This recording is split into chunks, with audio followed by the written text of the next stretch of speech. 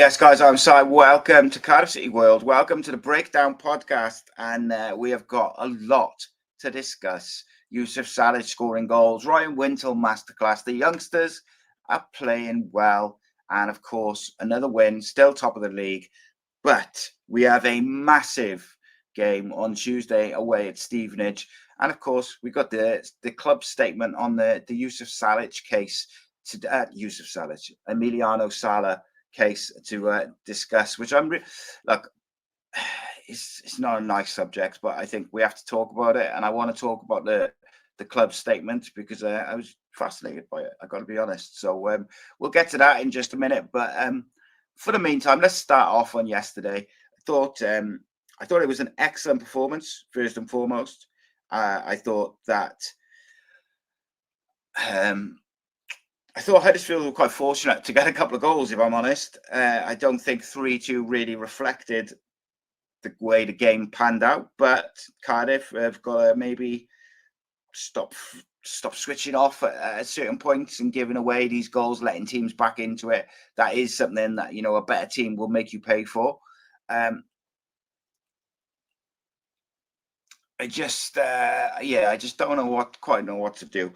I don't know what's going on with the connection on the interweb at the moment. It's all a bit blurry and it's all a bit weird. I'm going to try and fix it as I'm going, but let's have a look. But yeah, look, it's I just did a Stevenage podcast as well, which was kind of interesting. Nice little insight into them as well. I think that's out tomorrow. I'll give it a share. Let's have a look what's going on with that. Yeah, I don't know what's going on with it. It's all a bit blurry. I'll tell you what I'll do. We'll see if we've got a thing. If not, we might have to switch over. We might have to switch devices. But we'll keep going for a minute. The audio seems to be okay. If I can find it while I'm talking, he says. So yeah, I thought it was an all-round excellent performance. I thought Yusuf Salech was superb. I thought Kean Ashford was excellent. Who else was that? And actually, I thought Dylan had a bit of a shaky second half. I thought he was really good in the first half, but I thought he had a bit. But look, I say shaky. He just wasn't quite at his usual incredible standards. But in fairness to him, he's a young man. He's still learning his trade. And you expect that, and it wasn't like he was terrible. He just a couple of misplaced passes. Defensively, he was still pretty good. So we shall see. He says I can't even plug it in. Fucking piece of shit. Hey, technology. Hey, technology. What are you gonna do? Right. I might have to switch to my phone, guys. I can't be having this camera picture. It's all over the place. On my screen, it looks perfect, by the way. Beautiful 4K. But for some reason on YouTube, it's absolutely horrendous. So we might switch over now, but I see if I can do that seamlessly now while still talking. I thought Ryan Wintle was absolutely superb. And look, right, I am absolutely here for it. I was one who thought that, he should probably go in the summer. And I think he's just got better and better as the season goes. And it was interesting. Our sort of ropey period that we had has probably coincided with when he had a bit of a rest and when he wasn't in the side, which is that in itself is interesting because it shows how vital he is to it. Look, I think Huddersfield will be up there. I think they have a slight issue with defence. They seem to really struggle. Right, hang on. Let's take him on. Because it's just, I just didn't think they were all that like defensively. I thought they had these massive. The one centre back was so big, it was absolutely ridiculous. Just bear with me a second while I put the other one in the camera there. Let's try that now. So let's switch over to that. Right. Is that better? The problem is I can't look now. So we shall see. Yeah, I think, and I think Stevenage is going to be a real tough game, a real tough game on Tuesday. And over those two Stevenage games back, obviously we play them twice within the space of a month. Well, we play them now and then we play them over Christmas. Honestly, if we can get 4 points from those two games, I'd be pretty happy with that. They're going to be well drilled. They're going to be very difficult. These away trips are really tough. So, look, you've got to, of course, look to win every game, but you don't win every game. It's just a fact of life. We shall see. So, someone tell me, is the picture better now that I've switched over to my phone? Because my laptop was playing, my computer's doing something else. It's all a bit gone wrong technology-wise this evening. So, who impressed you? Because I thought Keane Ashford was absolutely wicked. Like, I genuinely thought he was super good. But technology. Ryan Winter was the one for me. I thought, who else? I thought Isaac Davis was very good when he came on. See what you're just saying about the technology. Still blurred, but sounds not as good. Yeah, see? Right, let's switch back for a minute and I'll see if I can do some other stuff. Oh my goodness. What's going on? Right, there we go. I'm going to lose my head with this in a minute. Right, I apologise. I do not know what's going on with the old technology this evening. So,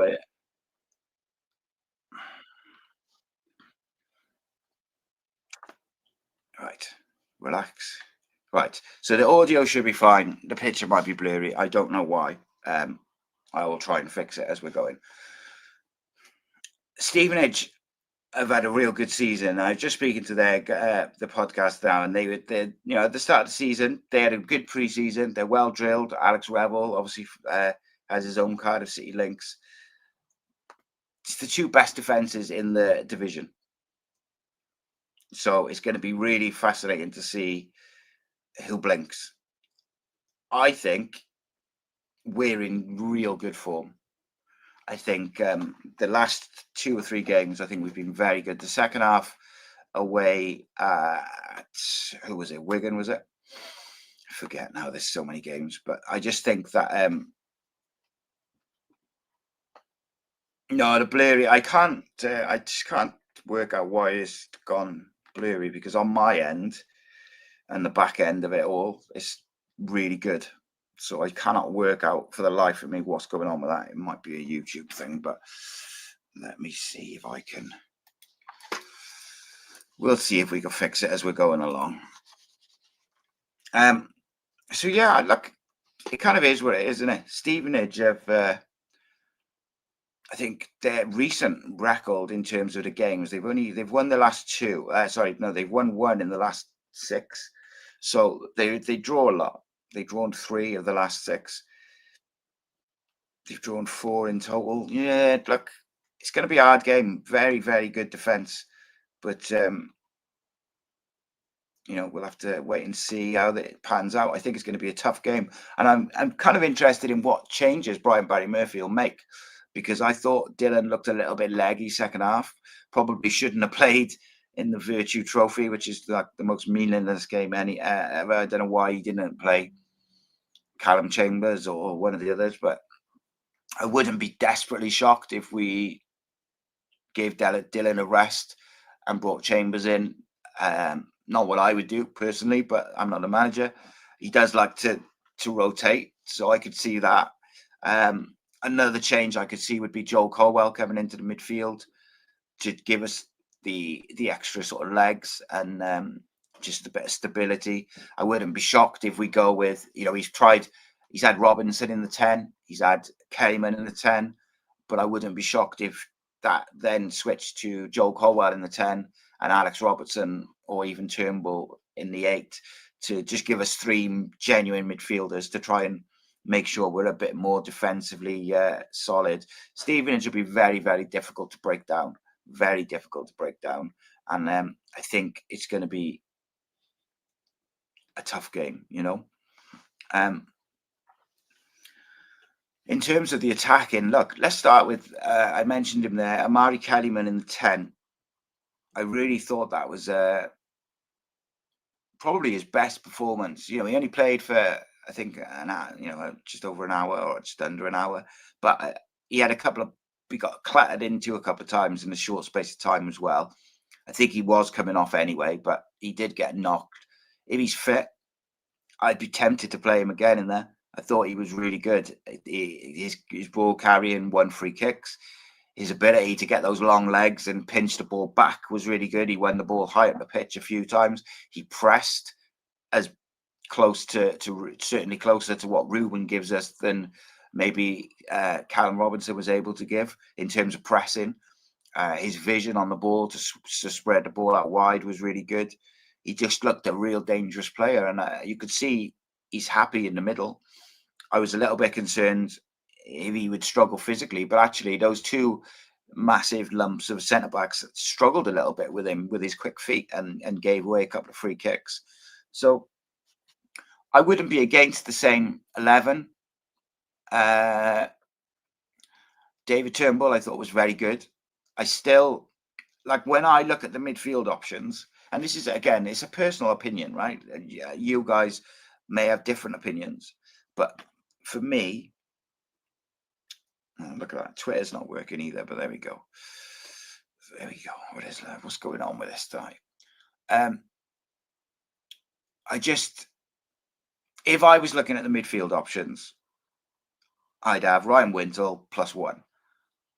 And if I look at Turnbull, Robertson, and Joel, I'd probably go with Robertson and then Joel. It depends on the game, though. It really depends on the game. I think Joel Colwell has given us so much when he's come off the bench in the last 2 games, when the press is starting to tire, and he's just come on and just given us that real electric energy. Yeah, I would definitely bring Isaac Davis in on the left. Chris Willock, I think, has been really, really good this year. But the last 2 games, I've been a little bit disappointed. So he came back from his injury off the bench in Northampton, and he was electric. Scores a great goal. Really, really good. I'm working on it, mate. I don't know why it's so blurry. I'm trying to fix it. But I was really disappointed the last 2 games with his kind of defensive aspect. And I get that it's not his game, but when you see the work that Keane Ashford puts in to help his fullback, and you see the work Isaac Davis puts in, and even Amari Kellyman tries, it does get a bit frustrating. But on the other side, he is a winger, and what he does give you is he just got a lovely way to pass to play Joel Bagan in for the overlaps. When Joel makes that overlap, Chris Willock gives it to him, and he gives him a beautiful weight to get across in. And I just think that is something that we could probably keep building. However, away from home against a very good team who was sat in 3rd, do you need the pace of Isaac Davis to try and get in behind on the break, and his defensive work, or do you need the creativity of Chris Willock to unlock the best defense in the league? It's one of them, isn't it? And I guess the manager will have to look at the various things to see what the best option is to try and unlock that Stevenage defense. For me, I don't know, because I thought, as much as I would have liked to have seen a bit more from Chris Willock, I thought his link up with Joel Bagan was excellent. There was actually a couple of times where he maybe could have released it, but generally speaking, I thought he was in possession. He was decent enough. But I tend to, for me, away from home, I would always lean towards pace, because it's going to be a tight game, and pace frightens defenders. Isaac's confident, and Isaac will work back like Keane Ashford does as well. Ashford looks so confident. He was really, he had that fullback on toast yesterday, absolutely on toast. And Brian Barry Murphy, towards the end of the second half, was just telling him, when you get a ball, just go at him, because he didn't want to know. But the fullback was wearing number 11, so I'm not sure whether, he was perhaps a winger playing out of position or what. I just don't know. But yeah, I just thought we were very good yesterday, you know. And on another day, it would have been 4-5-0. Like you look at their goals. Don't get me wrong. The first one is he's made a great connection with it. It's a good routine, but come on, like a deflected. If it doesn't take a deflection off of Mari Kellyman, Nathan Trott looks like he's got it covered. He gets a hand to it at least. Probably keeps it out, given the form of Nathan Trott as well. But he looked like he had it covered. The deflection takes it in, and then the second one is just, you know, the cross comes in, the Joel Colwell slides to block it, and it kind of just trickles in. They didn't really create anything other than that volley in the first half, which they should have scored off the corner. And that was probably the one mistake Ryan Wintle made in the whole game, was he lost his man on that corner. He didn't do it again. And look, I'm genuinely excited about this Christmas period, because we just feel like we've hit a bit of form in the league. The last 2.5 performances, second half of Northampton, these two games have been really, really good. Like yesterday, and I was speaking to a few Mansfield fans earlier, and they were supremely impressed with the way Cardiff played. They said 3-2 absolutely flattered them. They didn't think that they deserved anything. But you know, in the videos which I do for the preview, obviously I do the preview video. I do the manager's philosophy up against each other, and then we do 3 questions about the game. And you know, I said Huddersfield would try and make it a basketball game. They did. I said that Yusuf Salech, this was the game for him, and it definitely was. And I feel that we're just hitting form at the right time. Just looking, like in the league now, we've scored 9 goals in the last 3 games. We're flying. You know, that Virtue Trophy is obviously the sort of the mark in this run. But actually, going back, do you know, apart from the Wimbledon game, since Blackpool, so since we lost to Blackpool 3-1, we beat Arsenal under-21s 3-1. We beat Northampton 3-1. We beat Mansfield 3-1. And we beat Huddersfield 3-2. We scored 3 goals in every single league game since the Blackpool game. Now, that's a reaction, because that Blackpool performance on the 8th of November was shambolic. But what a reaction since then. What a reaction. For a young squad. 3-1, 3-1, 3-0, 3-2. Jeez, that's a reaction. I didn't quite put it all together until I just looked then. So that's impressive. That is really impressive. And look, people like myself have questioned how we would cope without Ruben. And I did have a little look to see some of the stats since Ruben's been out the side. And one of the things I've mentioned in a few of my videos is how impressed I've been with how well drilled the press is. Like, we have clearly worked on it without Ruben.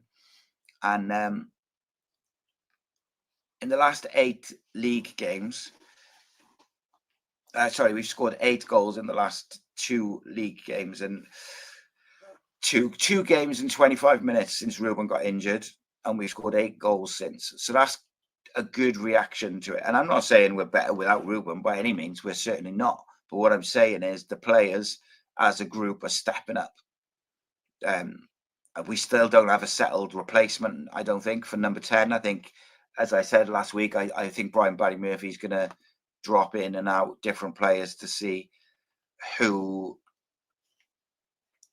best fits it. And I just think this team will get better as well. At the moment, I think we're just clicking into gear. But as the season goes, I think we'll get better. And I would really, really like to see, like, if we have a good Christmas period where we win the majority of our games, I do think we could end up being clear. We haven't played away since we lost Ruben, though. That's a very good point, mate. So that'll be interesting. So this is the question, right? Knowing the amount of work that Ruben did for the team away from home, who do you drop in there? Do you drop one of the two lads who've already done it in Kellyman or in Callum Robinson? You've seen what they can kind of do and their twist on that position. Or do you go with a Joel Colwell, an Alex Robertson, a Kean Ashford, someone different in there? What about this for a plan? So Cardiff City fan just said, if we need pace, isn't Pacquiao better than NG for Tuesday? I'm not sure. So what about if you moved Kean into the 10 for a Stevenage game and you put Pacquiao on the wing? Just to give you defensive solidity, but a bit of pace and a bit of creativity.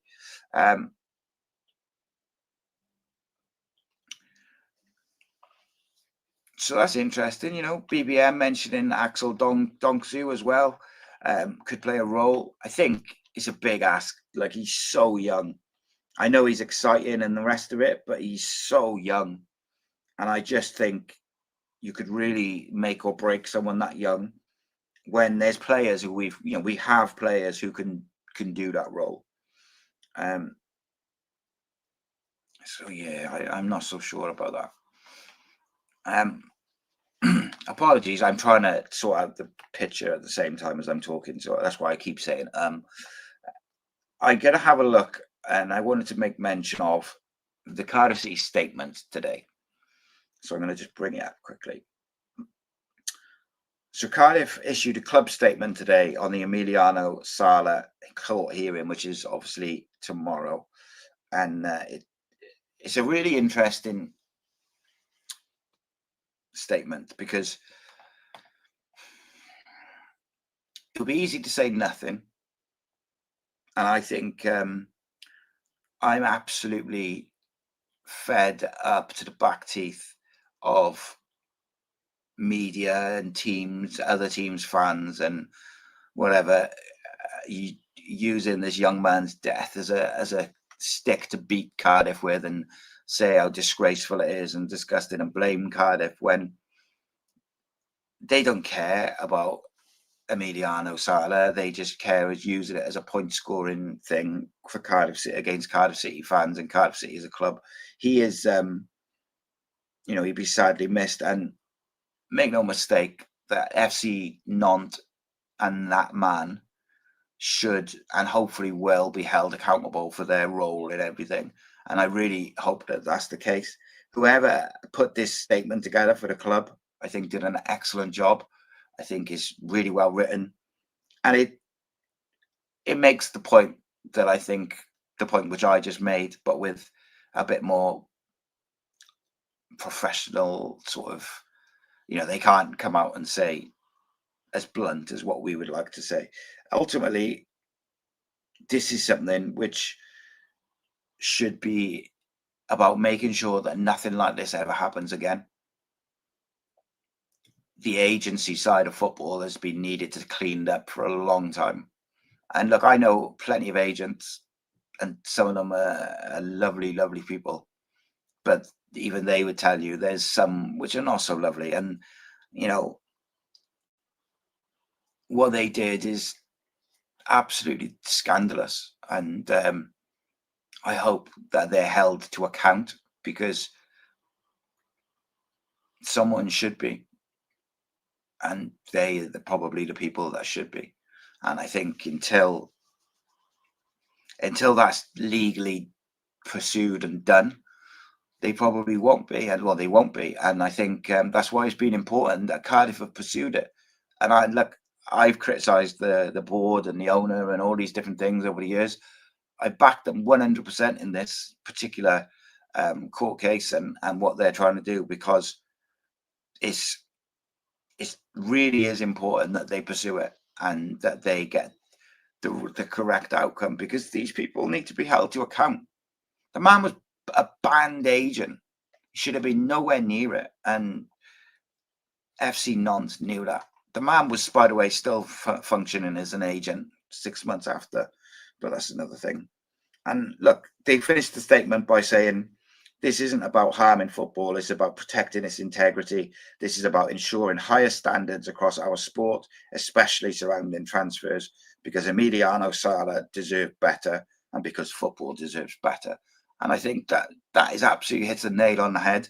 And I think, look, you'll get lazy journalists or lazy fans who don't want to, just want to kind of sweep it under the rug and blame Cardiff and blah, blah, blah. You want to use it as a stick to beat Cardiff.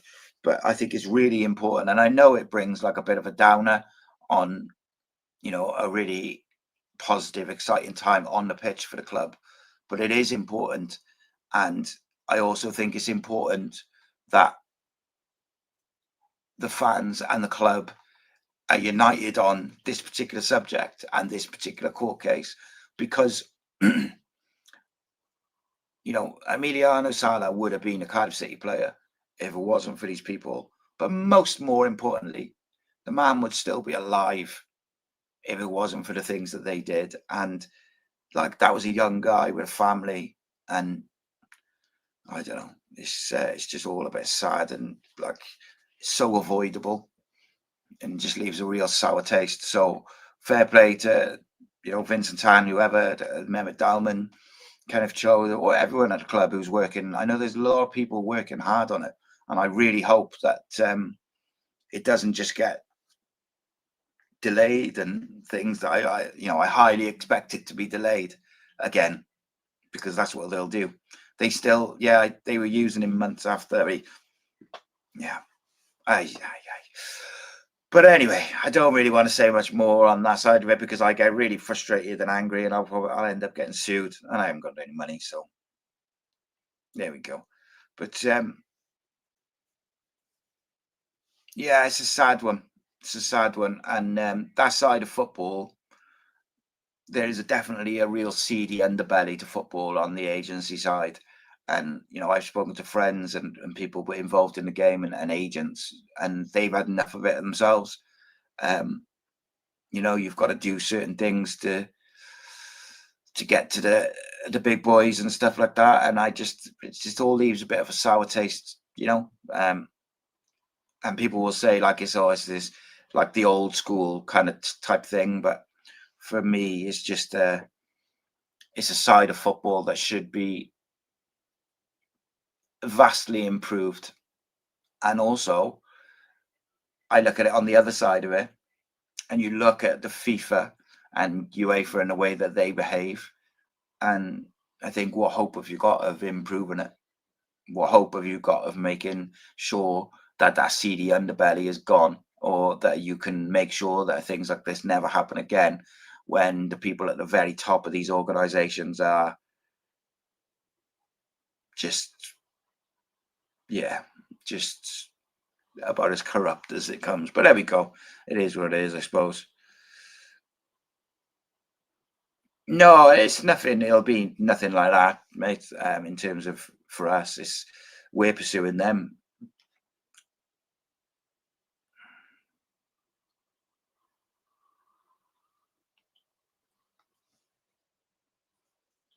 Yeah, it's all a bit, leaves a sour taste. But just going back to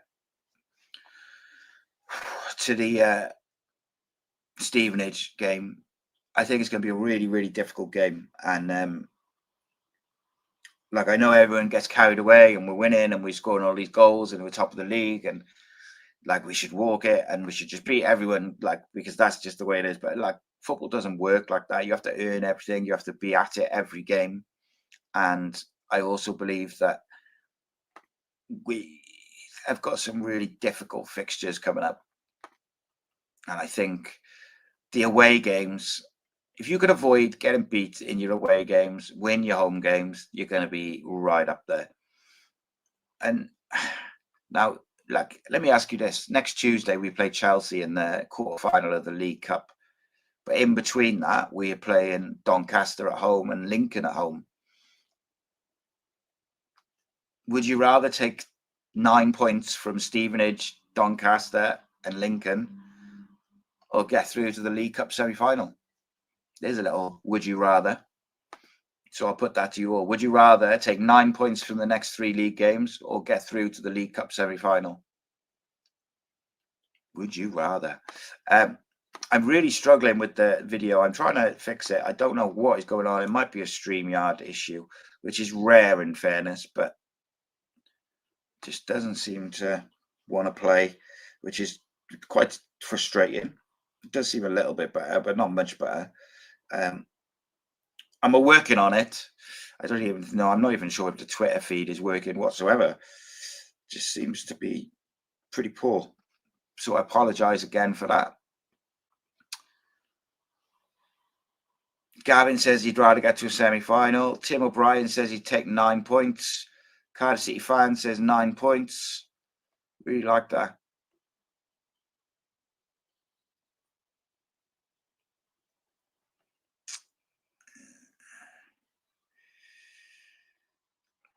Yeah, I agree with that, Jonathan, regarding FIFA. Fed up with them all, to be quite honest with you. Thank you, mate. Right. So, Graham says, being 65, he'd love a semi.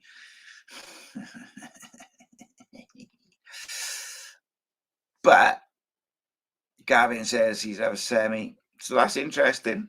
Most of you said league points, but a couple of you said they'd take a semi-final. Antonio says,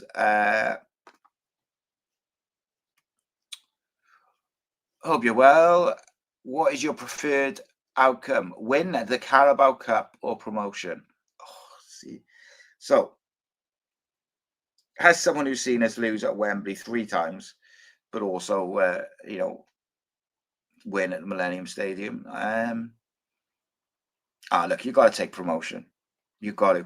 But I'm also one who says that you winning trophies is what it's all about. But if you go up as champions, you win a trophy. So I would take promotion. Can we have 7 in a semi-final? Yeah. Do you know what? I would love to beat Chelsea. I don't like them very much. I think the way they've spent money over the last couple of seasons has been absolutely outrageous. I think the way they treat young players is absolutely outrageous. And it's like not what football's about. But if ever there was a club which treats players like commodities and just moves them in and out and doesn't really care about their development and whatever, it's probably them. But yeah, I'll always take the league form, to be honest with you. I think that's what it's about this year is the league form. Absolutely, 100% all day long, and twice on Sundays, get the points on the board in the league. As I've said before, I think if we are able to have a really strong run from now until Boxing Day, then we are flying. And there, Martin, you've hit the nail on the head, which is I didn't even allude to that side of it. If we don't get promoted, we will lose half this team. If we don't get promoted this year, Dylan Lawler will be gone, and he might go anyway. Kipaki out, Ruben Corwell, maybe Joel Corwell, like they'll all be gone. And then we've got to restart again with a load of youngsters who've never played men's football, and they might not be as good as these ones. So,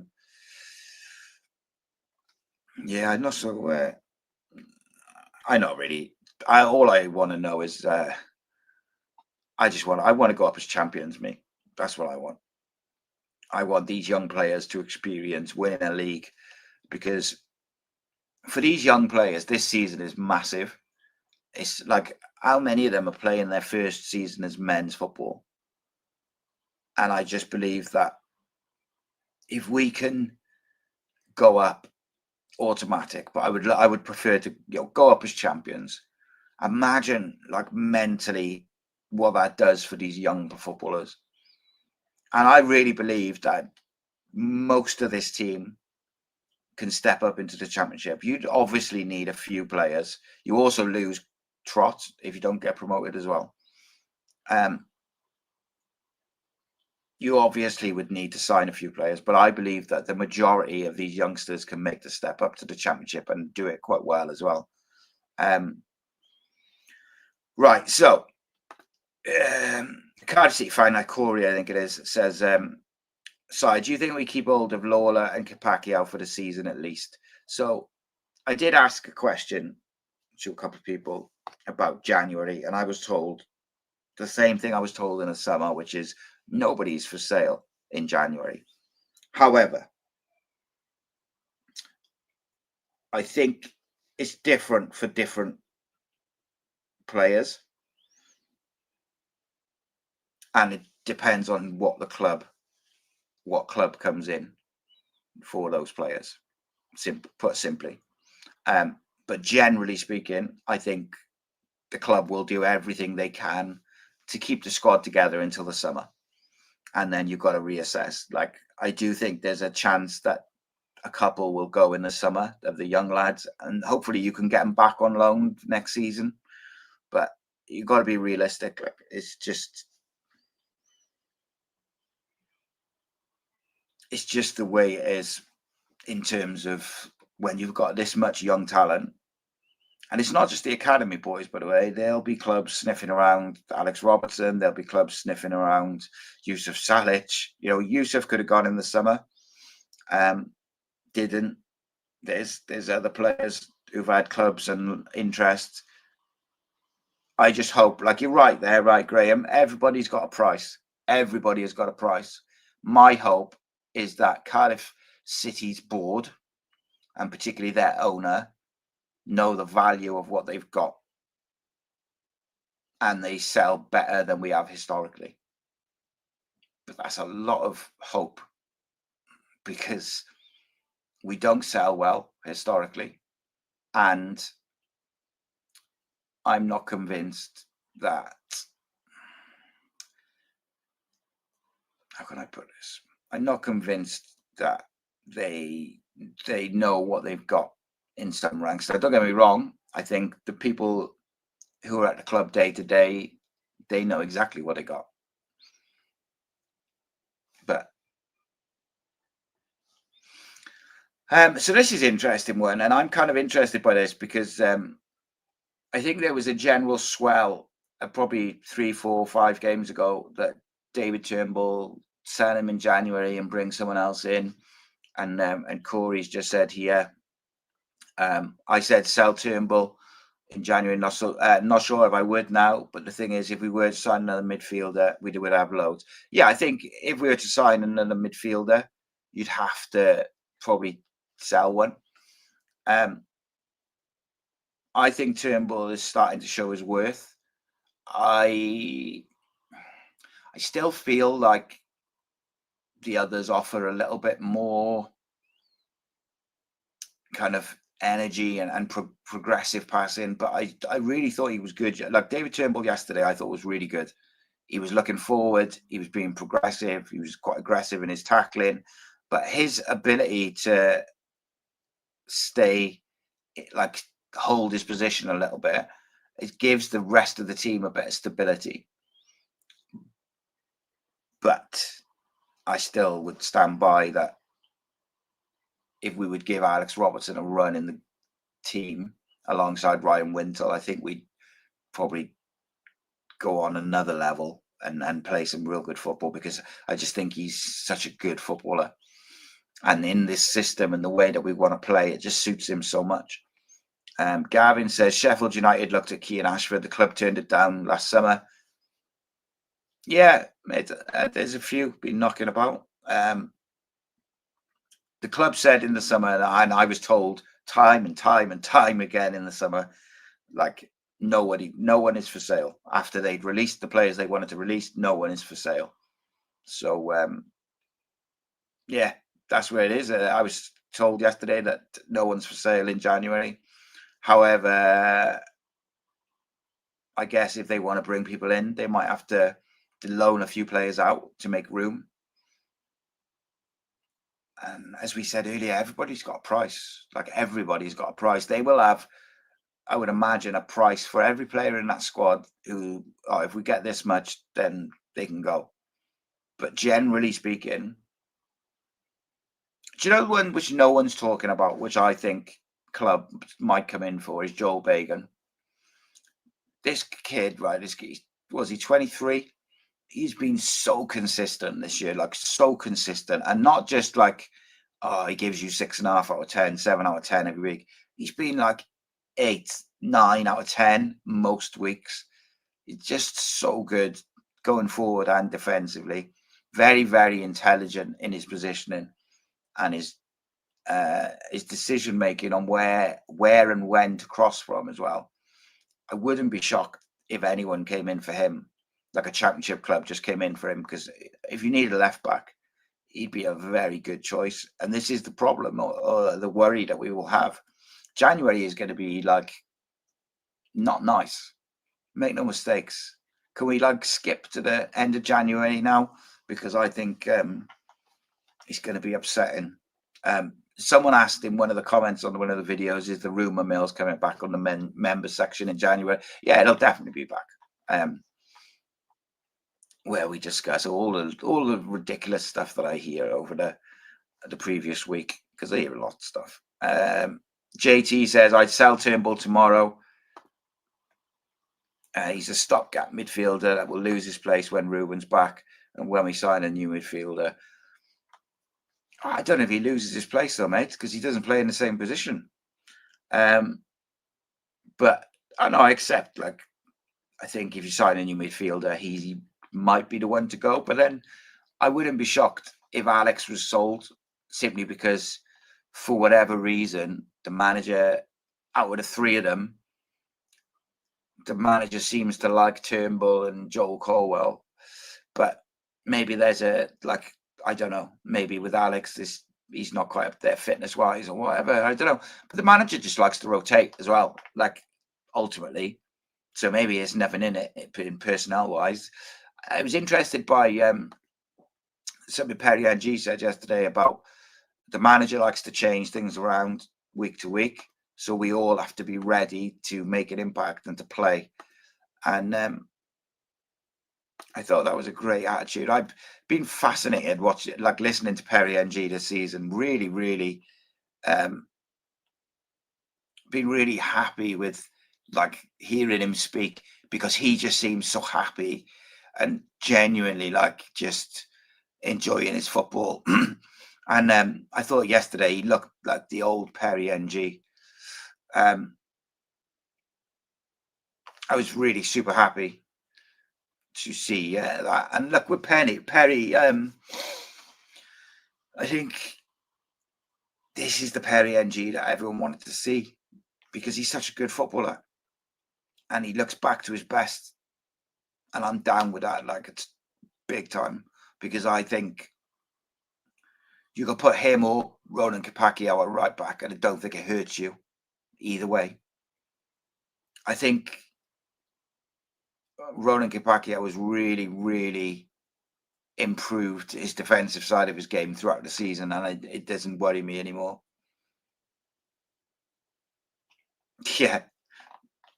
But you said, Martin, you are right. So Martin says, if you're top of the league, you attract attention. Selling Bagan would be nonsensical, given he's our only natural left back at the club. It is, and you're right, of course. Would it shock you, though, if we're all thinking, like, we need a left back because we've only got one, and then they sold the one? Yeah, I could see it. I don't think he's coming over for the Chelsea game. He wasn't, the last I heard, but who knows? I would think that wouldn't be the best game for him to come, but that's just me. So here's an interesting one then to finish off. Technology problems are beating me today. How about this? What would your 11 be for the Chelsea game? Bearing in mind we got Lincoln and Doncaster either side.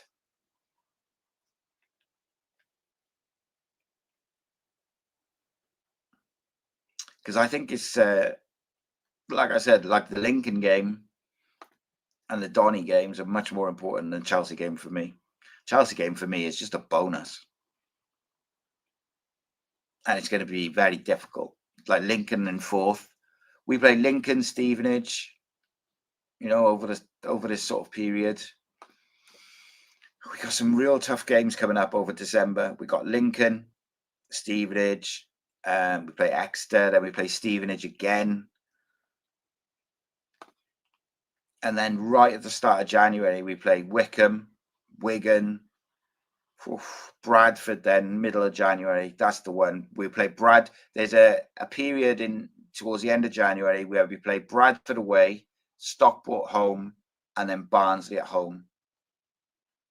Come out at the end of January and we're still top of the league, I'll have full belief that we're going to win it, because we got a lot of tough games over the December and January. A lot of tough games, all the sort of better teams in the league. So yeah, it's going to be a tough one. It's going to be a tough month. Let's have a look what the people are saying. Cardiff City fan says, to be fair, Spears could go on the bench if anything happened with Bagan. Would still get a left back in summer. Gavin says how he doesn't get picked for Ireland is crazy. Yeah, it is mad, isn't it? Really, when you think of it. Graham says he thinks BBM will put his strongest team out against Chelsea. He wants to win every game. Joel says go strong against Chelsea. Corey says Trot, NG, Fish, Lawler, Bagan, Wintle, Turnbull, Ashford, Willock, Salech, and Robinson for Chelsea. Quite attacking. Gavin says strong as you can against Chelsea. They'll be a full stadium, and the young kids won't handle that. Yeah, I just wondered whether it might be one where you can give like Chambers and Osho a go. I wouldn't, but I would love to see us. I would love to see us go with like the young squad, like the young side, the one that we started the season with, basically, like Capaccio and Fish, Lawler, Bagan, Joel Colwell, Wintle, obviously no Ruben, so maybe you put Kellyman in there, and Ashford and Isaac on the bench, and go like full kind of young player mode or something like that, like academy players. I don't know. But then that's a game where someone like Alex Robertson, maybe even David Turnbull, could really thrive, because they'll have time on the ball because of the way that Chelsea will look to play. Be a hard game. Don't get me wrong. It's going to. The atmosphere should be good though. Sell out. I'm sure Chelsea will bring good numbers. They usually do. So,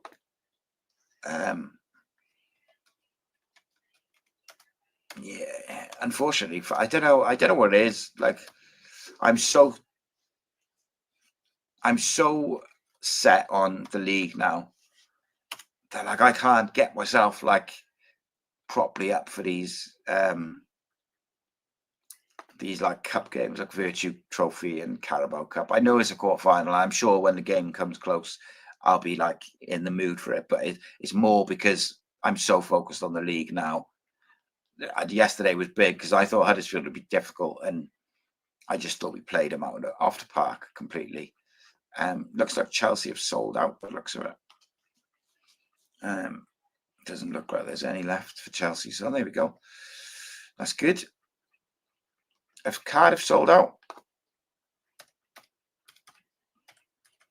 I don't think we have we? I think there's still tickets left.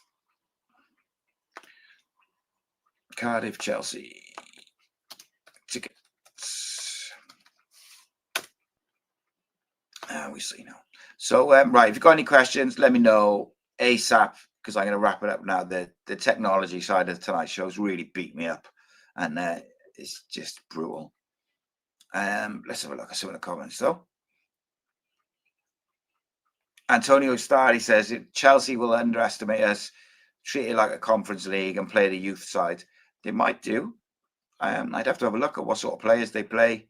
They got so many players. They got like 3-4 sides in their squad, which is so good. Like, their squad players would probably, be. Kellyman won't be able to play anyway. Of course he won't. So, well, there's no way I would drop in Will Fish. I'll tell you that much. Yeah, he's great. Callum Robinson's record against Chelsea is very, very good.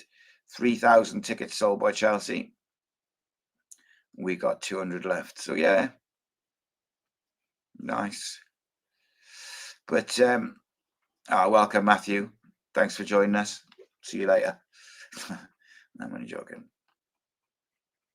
Yeah, they've made their Chelsea squad is insane. And the thing with Chelsea, right, in my opinion, is the young players that they don't play as much are probably their best players, apart from Cole Palmer and Enzo Fernandez. You know, like you got Estavo, who's come into the side recently, he's playing well. Garnacho, like their side is just ridiculous.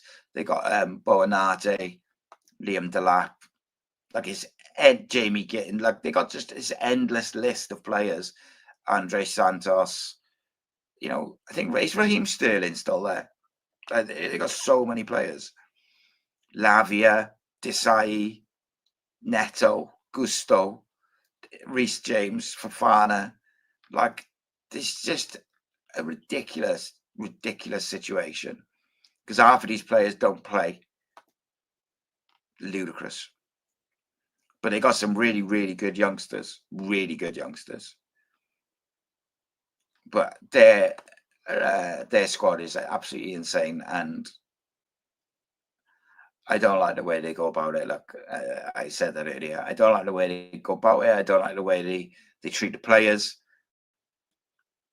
But it is what it is, I suppose. When you got that much money, you just don't care. They've certainly been interested, haven't they, with their FFP workings. Fish will have him in his pocket anyway. So what would Chelsea's reserve 11 look like? Let's have a look. So reserve keeper would be Jorgensen, probably. Reserve. So you've got Tosin,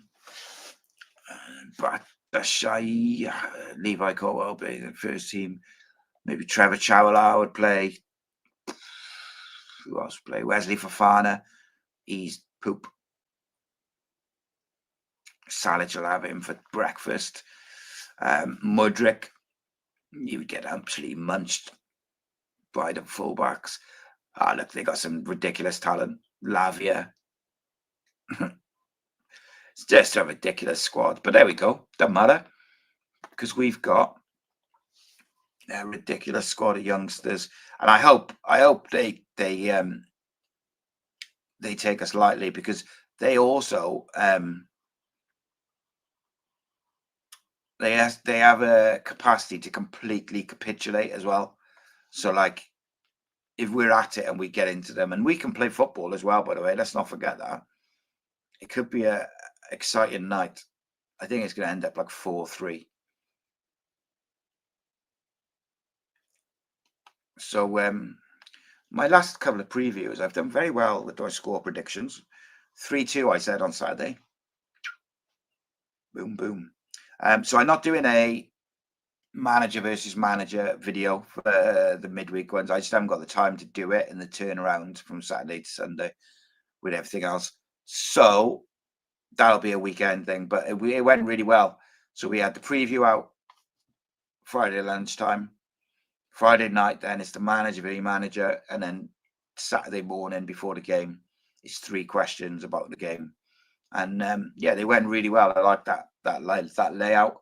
People seem to like the manager v manager sort of style, tactics v tactics. It gives a bit of an insight, and I'm proud to say that the preview and the manager v manager video was pretty spot on this week in how it all played out. So I'm glad that the research and the watching of Huddersfield paid off. But I'm a bit gutted, because I would have liked to have done it on Stevenage, and the guys on the Stevenage podcast are going to help me out with that as well. But yeah, I just haven't got time to do it. If you're around in the morning, make sure tune into Newport City Radio from 11 o'clock. I'll be there playing some music. Tomorrow night, Cardiff City phone in, and a member show with, I think it's Matt and Reese, I can't remember. Tuesday, I'll be around post-match. Obviously, we'll have the preview and stuff. We've got another video coming out. I'm going to do a video on XG, which one of the members requested. I think it was Jonathan. So we're going to explain XG. Someone else asked for something else, which I'll do as well. I'll do the XG video, probably be out Wednesday, I think. Maybe. No, 5 things will be Wednesday, so it might be Thursday. Preview tomorrow. And then we'll see where we are. But yeah, I think like having Ruben Colwell and Amari Kerryman out on the Chelsea game is a big blow, isn't it? Because I think they both give you that bit of spark.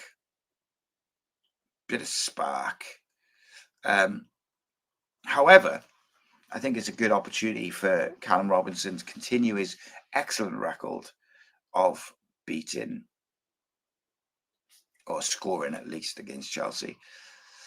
But a 2-legged semi-final in the League Cup is not what we need in the run-in, is it?